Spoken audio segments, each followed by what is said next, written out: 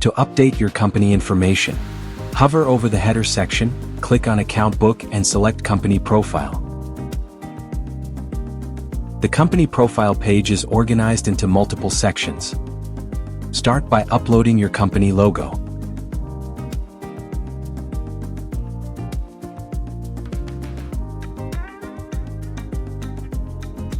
Then, under the Company Info section, fill in key details such as your company registration number. To manage your tax registration number, go to the Tax Entity section.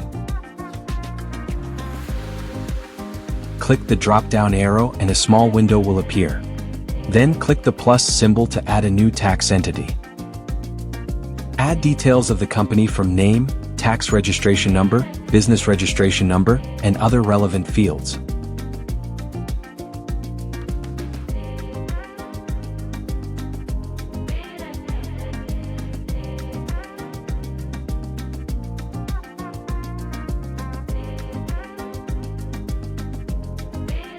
Once done, click Save. The tax registration number you've added will now be automatically reflected in the Company Info section. In Contact Info, add your company's address, phone numbers, email, and nature of business accordingly.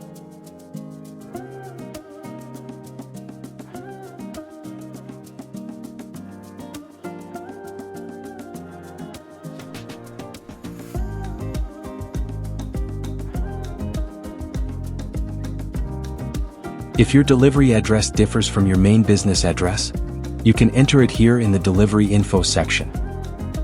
Next, scroll to the Report Header section. The Report Header section includes a rich text box, where you can edit or add information that will appear in your report headers. Or you can click Set Default Report Header.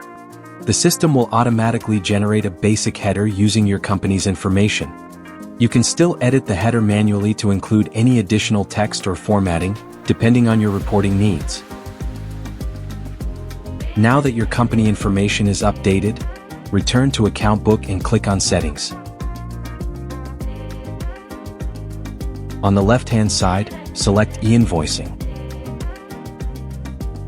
Enable the feature by toggling it on, then click Save.